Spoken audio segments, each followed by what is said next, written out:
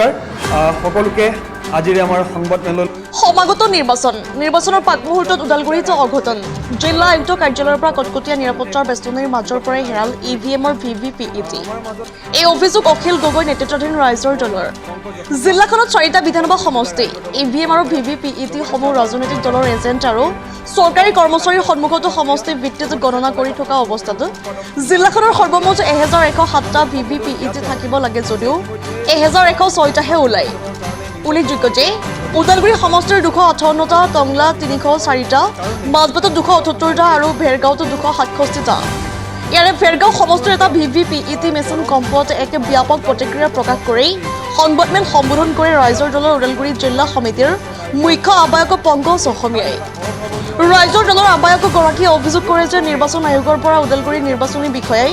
1107টা VVPET চমজিলোৱাৰ পিছতো এটা VVPET হেৰুৱাটো এক দুৰ্ভাগ্যৰ বিষয় অতি শীঘ্ৰে ৰাইজৰ দলৰ মুখ্য আহ্বায়ক পংকজ অসমীয়াই নিৰ্বাচন আয়োগে এক উচিত তদন্ত গ্ৰহণ কৰাৰ দাবী জনাইছে দৰং আৰু আগৰ পূৰ্বৰ মঙলদৈ লোকসভা সমষ্টি আৰু এইবাৰ দৰং আৰু ওদালগুৰি লোকসভা সমষ্টিটো তাৰ কাৰণে নিৰ্বাচন আয়োগে প্ৰস্তুতি তুংগত কৰি তুলিছে কিন্তু এটা স্পৰ্শকাতৰ বিষয় লৈ আমি আপোনালোকক জনাব বিচাৰিছোঁ যে ইতিমধ্যে নিৰ্বাচন আয়োগে যি নিৰ্বাচন আয়োগে যি নিৰ্বাচনৰ প্ৰক্ৰিয়াৰ কাৰণে যি ভিভিপেটসমূহৰ ব্যৱস্থা কৰিছিল এই ভিভিপেটসমূহত ইতিমধ্যেই এটা ভিভিপেট ওদালগুৰিৰ ষ্ট্ৰং ৰুমৰ পৰা নিৰুদ্দেশ হৈ আছে এইটো এটা অতিকে স্পৰ্শকাতৰ বিষয় যে এটা নিৰ্বাচন লোকসভা নিৰ্বাচন আয়োগৰ দ্বাৰা নিকাভাৱে নিৰপেক্ষভাৱে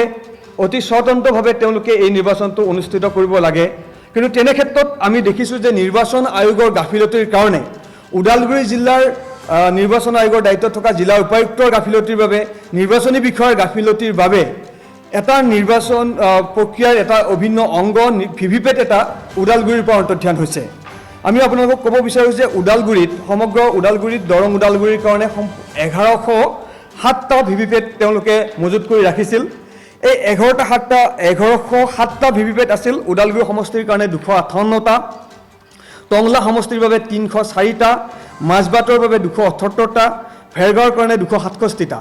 ইয়াৰে ভেৰগাঁৱৰ কাৰণে যি 267টা ভিভিপেট আছিল তাৰে এটা ভিভিপেট এতিয়া অন্তৰ্ধান হৈ আছে এইটো অতিকে গুৰুত্বপূৰ্ণ বিষয় যে যাৰ এই নিৰ্বাচন আয়োগক সৰ্গত কৰি ভাৰতৰ লক্ষ লক্ষ নাগৰিকে ভাৰতৰ কোটি কোটি নাগৰিকে তেওঁলোকৰ মতদান তেওঁলোকৰ জনাদেশ নিৰ্বাচন দলসমূহক প্ৰদান কৰে যদি নিৰ্বাচন প্ৰক্ৰিয়াৰ আৰম্ভণিতে এনেকুৱা পক্ষপাতিত্বমূলকভাৱে বা কাৰোবাৰ দ্বাৰা প্ৰভাৱিত হৈ বা কাৰোবাৰ তেওঁলোকে দাবী ধমকিত ভীতিগ্ৰস্ত হৈ যদি নিৰ্বাচন আয়োগে পক্ষপাতিত্বমূলকভাৱে এনেকৈ ইভিএম মেচিনৰ যে ভিভিপেট অন্তৰ্ধান হয় নিৰ্বাচনী প্ৰক্ৰিয়া যেতিয়া নিৰ্বাচন চমু চাপি আহিব নিৰ্বাচন প্ৰক্ৰিয়া যেতিয়া শেষ হৈ যাব তেতিয়ালৈকে হয়তো নিৰ্দিষ্ট কিছুমান দল বা নিৰ্দিষ্ট কিছুমান ব্যক্তিৰ দ্বাৰা প্ৰভাৱিত হৈ নিৰ্বাচন আয়োগে এই নিৰ্বাচন প্ৰক্ৰিয়াটোকে সম্পূৰ্ণ জটিল বা বুমেৰাং কৰি তুলিব পৰা আমি সম্ভাৱনা ব্যক্ত কৰিছোঁ সেইকাৰণে ওদালগুৰি জিলাৰ ৰাইজৰ দলে আজি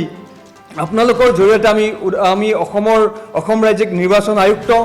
ওদালগুৰি জিলাৰ উপায়ুক্ত মহোদয় আৰু ভাৰতৰ নিৰ্বাচন আয়োগক আমি স্পষ্টভাৱে আমি আহ্বান জনাব বিচাৰিছোঁ আমি দাবী জনাব বিচাৰিছোঁ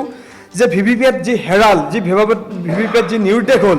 এই সম্পৰ্কে তেওঁলোকে এটা স্পষ্টভাৱে স্পষ্টীকৰণ আমাক দিব লাগে তেওঁলোকে ইয়াৰ উচিত এটা তদন্ত কৰিব লাগে আৰু আমি দাবী জনাইছোঁ যে আমাৰ সংবাদকৰ্মীসকলৰ উপস্থিত থাকি আমি সংবাদকৰ্মীসকলক লগত ৰাখি এই ভিভিপেটসমূহ সঠিক ৰূপত আছেনে নাই ইয়াৰ এটা তদন্ত আমি বিচাৰিছোঁ ইয়াৰ এটা নিৰপেক্ষ তদন্ত আমি বিচাৰিছোঁ এই সম্পৰ্কে আমি আপোনালোকক জনাব বিচাৰিছোঁ যে আজি আমি আমাৰ যিগৰাকী ওদালগুৰি জিলাৰ নিৰ্বাচনী বিষয়ত আমি ৰাইজৰ দলৰ পৰা আমি তেওঁলোকক ফোন কৰিছিলোঁ আৰু টেলিফোনৰ ৰেকৰ্ডিং আমাৰ তাত আছে আৰু টেলিফোন ৰেকৰ্ডিঙত তেখেতে স্বীকাৰ কৰিছে যে এটা ভিভিপেট হেৰুৱাটো সত্য এই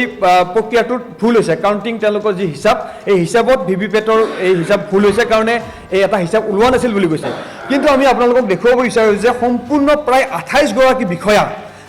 গৰাকী বিষয়া এই ভিভিপেট তেওঁলোকৰ কাউণ্টিঙত জড়িত হৈ আছিল এগৰাকী তেনেকুৱা দায়িত্বশীল বিষয়াৰ কাউণ্টিং কৰাৰ পিছত কি পৰিপ্ৰেক্ষিতত তেওঁলোকৰ কাউণ্টিং ভুল হ'ব পাৰে এইটো সম্পূৰ্ণ তেওঁ ভুল তথ্য এটা দাঙি ধৰিছে তেওঁলোকে মনে সজা এটা ঘটনাৰ কথা কৈছে এইটো সম্পূৰ্ণ ভুল ভিভিপেট এটা হেৰাইছে ইয়াৰ আমাৰ সম্পূৰ্ণ তথ্য আছে আৰু নিৰ্বাচনী বিষয়াগৰাকীয়ে এই কথাটো আমাৰ সন্মুখত টেলিফোনত স্বীকাৰ কৰিছে ইয়াৰ আমাৰ লগত আছে আমি আপোনালোকক প্ৰয়োজন অনুসাৰে এইটো বজাই দিব বিচাৰিছোঁ হয় নমস্কাৰ মই পংকজ অসমীয়া ক'লোঁ ৰাইজৰ দলৰ ওদালগুৰি জিলাৰ সভাপতি আমাৰ তাত এটা নিৰ্ভৰযোগ্য সূত্ৰৰ পৰা আমি গম পালোঁ যে আপোনালোকৰ এটা ভিভিপেট এটা হেৰাইছে নাই হয় এই বিষয়টো কেনেকৈ কি হ'ল বাৰু ইমান নিৰাপত্তাত থকাৰ পাছতো নহয় ঠিকে আছে বুলি আপুনি কৈছে নহয় বস্তুটো যে হেৰাল কেনেকৈ হেৰাল সেইটোতো হ'ব নোৱাৰে ইমান এটা স্পৰ্শকাতৰ বিষয় এটাত যদি কাউণ্টিং ভুল হয় এইটোতো মানি ল'ব পৰা বিষয় নহয় মই ইতিমধ্যে আমাৰ দলৰ সভাপতি অখিল গগৈ ডাঙৰীয়াকো বিষয়টো অৱগত কৰিছোঁ হা ত' আমি বিষয়টো যিহেতু আমাৰ সন্দেহজনক হৈছে আমি চাব বিচাৰোঁ আপুনি আমাক দেখুৱাব লাগে মানে বিষয়টো সেইটো আমি আপোনাক ইয়াত এইটো আমাৰ অলৰেডি গোটেই পলিটিকেল পাৰ্টিক জনোৱা আছে হয় পিছত আপুনি যেতিয়া মিটিং কৰিম আমি আপোনালোকক জনাম যদি কিবা হয় হয় কিন্তু আমি যিহেতু আপোনালোকৰ ওপৰত গণতন্ত্ৰৰ গোটেই ব্যৱস্থাটো বৰ্তি আছেতো আপোনালোককে আমি আশা কৰিছোঁ বিষয়খিনিক লৈ নাই ঠিক আছে হয় গতিকে এই বিষয়টোত আপোনালোকে এটা কঠোৰ স্থিতি লোৱাটো আমি বিচাৰোঁ আৰু আপুনি এটা ব্যৱস্থা কৰক যে আমি সংবাদ মাধ্যমৰ জৰিয়তে তেওঁলোকক লগত লৈ যাতে আমি বিষয়খিনি চাব পাৰোঁ ঠিক আছে তো হিচাপটো নাই হিচাপটো আমিও জানিব লাগিবতো যদি প্ৰক্ৰিয়াটো নহয় শুনকচোন আপুনি প্ৰক্ৰিয়াটো আৰম্ভ হওঁতে যদি এনেকুৱা খেলি মেলি হয় এইটো কথাটো মানি ল'বতো আমি নোৱাৰিম